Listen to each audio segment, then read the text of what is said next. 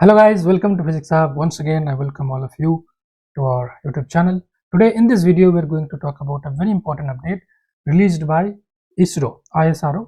तो बहुत टाइम पहले एक एग्जाम निकला था इसरो की तरफ से, इसरो से NRSC साइंटिस्ट रिक्रूटमेंट, जिसमें आपका एटमॉस्फेरिक साइंसेस और ओशियनोग्राफी के ऊपर पोस्ट था।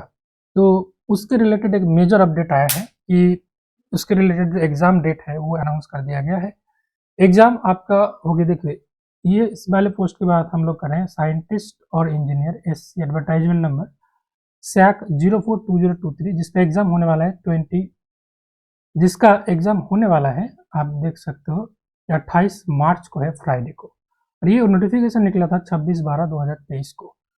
और ये वाला नोटिस आपको इस पर्टिकुलर वेबसाइट में मिल जाएगा, आप चेक कर सकते हो। अभी के लिए यहाँ पे देख लो, यही चीज़ है। इसके रिलेटेड कोई भी PDF नहीं दिया गया है, बस ये नोटिस दिया गया है। बाकी चीज़ आपको मोबाइल नंबर और ईमेल ID पे बता दिया जाएगा। अब जो लोग भूल गए हैं उनको बता दूं कि ये वाला एडवर्टाइजमेंट की बात हो रहा है SSC 042023, जिसमें जो एक लेवल 10 का जॉब है, बहुत ही अच्छा खासा जॉब है साइंटिस्ट इंजीनियर का। तो ये वाला पोस्ट था, पोस्ट कोड 2, साइंटिस्ट और engineer SC atmospheric sciences and oceanography, जिसमें MSc इन फिजिक्स। ज़्यादातर मेरे ऑडियंस जो है इस क्वालिफिकेशन से इसमें अप्लाई किए थे। इसमें BSc में फिजिक्स और मैथमेटिक्स रहना चाहिए विथ 60% मार्क्स। तो ये तो हो गया, जिन लोगों ने अप्लाई किया है उनके लिए स्पेशली ये वीडियो है।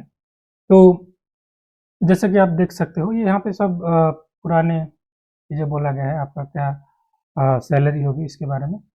तो SSC और NRSC में क्या क्या पोस्ट है इसके बारे में बताया गया। तो आप लोगों ने अगर अप्लाई कर दिया है तो आप लोगों को ऑलरेडी इसके बारे में तो आइडिया होगा ही। अभी हम लोग बात करते हैं एग्जाम के बारे में। तो इसमें आपका 2 लेवल है, एक तो रिटन टेस्ट का और दूसरा पर्सनल इंटरव्यू का। जो पहला लेवल है written test, that will happen on 28 March. उसके लिए आपके पास जो एग्जाम होगा उसमें 2 पार्ट रहेंगे। पार्ट है जिसमें आपका एरिया और डिसिप्लिन स्पेसिफिक क्वेश्चंस रहेंगे, और दूसरा पार्ट में आपका रीजनिंग के ऊपर क्वेश्चंस रहेंगे। और टोटल जो टाइम मिलेगा आपको 90 मिनट्स मिलेगा। 90 मिनट्स में से आपका 80 मार्क्स 90 मिनट्स का एग्जाम होगा, और जो आपके पास नंबर ऑफ क्वेश्चंस रहेंगे वो 95 रहेंगे। 95 में से 80 मार्क्स, जिसमें हर एक क्वेश्चन का मार्क 1 मार्क्स है, 80 क्वेश्चंस रहेगा आपका सब्जेक्ट के ऊपर। सब्जेक्ट में आपका फिजिक्स और मैथमेटिक्स दोनों है, ठीक है। यहाँ पे 80 क्वेश्चंस रहेंगे, इसमें -1/3 नेगेटिव मार्किंग है। और पार्ट B एप्टीट्यूड टेस्ट में आपके पास टोटल 20 मार्क्स रहेंगे, बट यहाँ पे क्वेश्चन 15 क्वेश्चन रहेंगे, मतलब एक एक क्वेश्चन का लगभग 1.33 समथिंग मिलेगा। तो आपका सब्जेक्ट में 80 मार्क्स और ये रीजनिंग और एप्टीट्यूड टेस्ट में 20 मार्क्स, टोटल आपका 100 मार्क्स का रिटन टेस्ट होगा, ठीक है। तो पैटर्न भी दे रखा है, आप चाहे तो ये वाला चीज आप देख सकते हो। तो इसमें से आपको बोला गया है कि कितना % लाने से आपको इंटरव्यू बुलाएगा। तो मेन चीज़ ये है कि आपका 100 मार्क्स का क्वेश्चन होगा, टोटल 80 + 15 टोटल 95 क्वेश्चन रहेंगे आपके एग्जाम के। तो उसी तरीके से आप लोग प्रिपेयर करना। यहाँ पे और थोड़ा सा अच्छे से ये वर्णन किया गया है। जो पहला का 80 मार्क्स है वो 90 मिनट में करना पड़ेगा, और जो बाद का 15 क्वेश्चन है उसमें आधा घंटा आपको मिलेगा। तो उसमें थोड़ा सा डिफिकल्टी लेवल शायद ज़्यादा हो सकता है। टोटल हो गया 90 मिनट्स + 30 मिनट, टोटल 120 मिनट्स, मतलब 2 घंटे का आपका एग्जाम होगी, ठीक है। So you have to sit for 2 hours for this examination. तो questions level will not be much difficult. This subject specific part will be quite easy, I hope. The reasoning part may be a little bit difficult because you are given 20 marks and greater time. Okay.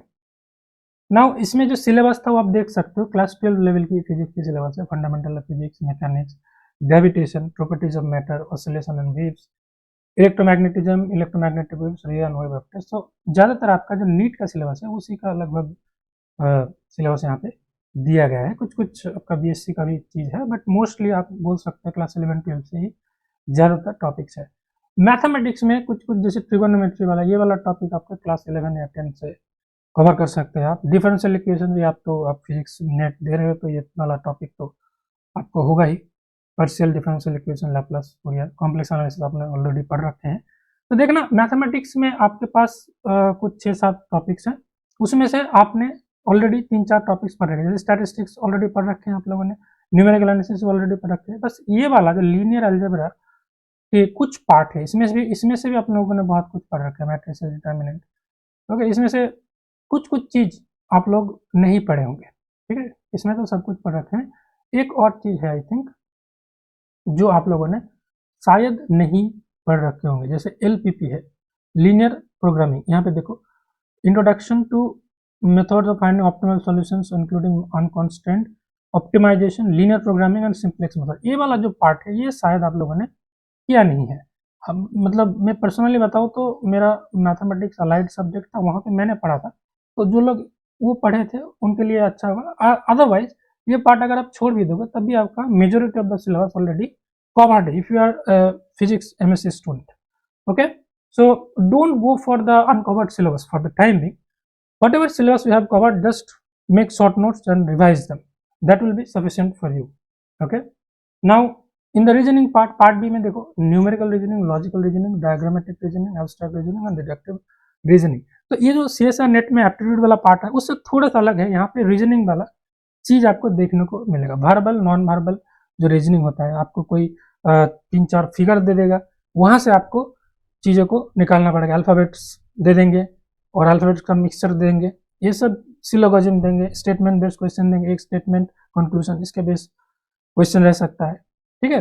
तो ये सब question paper को tackle करने के लिए हम लोगों ने एक टेस्ट सीरीज बहुत पहले लॉन्च कर दिया था, तो उसमें टेस्ट नहीं डाले थे, अब हम लोग उसमें टेस्ट डालना स्टार्ट कर देंगे और इसके लिए एक टाइम फ्रेम हम लोगों ने सेट किया है। तो ये टेस्ट सीरीज आप ज्वाइन कर सकते हैं, लिंक गिवन डिस्क्रिप्शन में गिवन है, और ये वाला कूपन कोड आप यूज करेंगे तो आपको अच्छा खासा डिस्काउंट मिल जाएगा इसमें, इसरो सैक, ये वाला कूपन कोड आप अप्लाई कर सकते हो। यहाँ पे आप जो टेस्ट की टाइमिंग है वो देख सकते हो, डेट एंड टाइमिंग। पहला टेस्ट ये आप अभी से अटेम्प्ट कर सकते हो, इसमें 95 क्वेश्चन है, जैसे आपको ऑफिशियल फॉर्मेट में बोला गया है उस तरीके से क्वेश्चन पेपर डिजाइन किया गया है। टेस्ट 2 आपका लाइव होगा 14 तारीख को, test 3 17, test 4 20 and test 5 23, and you will be giving your exam on 28th of March.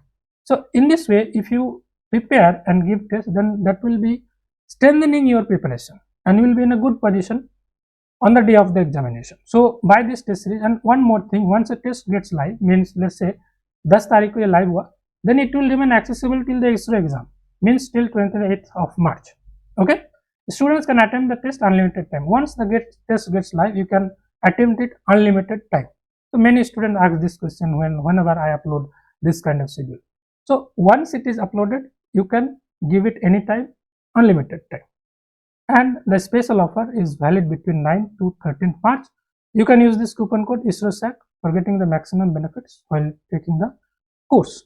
Okay, you can purchase it from the website www.physicsHub.in, or you can install our physics application from the Play Store, and you can also buy from that, from wherever source you buy, जहां से भी आप खरीदो, आप हर जगह इस course को access कर पाओगे। आप टेस्ट जो है वो एप्लीकेशन में भी दे सकते हैं, वेबसाइट पे भी दे सकते हैं, टैबलेट पे भी दे सकते हैं, हर जगह दे सकते हैं, तो ऐसा कोई इशू नहीं है। Still if you get any question और confusion, you can contact me on WhatsApp on this number 7001439942. Okay, so this is all for this video, guys. If you have any question, query, you can let me know in the comment section. I will definitely try to help you out. This is all for this video. Thank you very much. I hope you find this update useful. Bye bye, take care.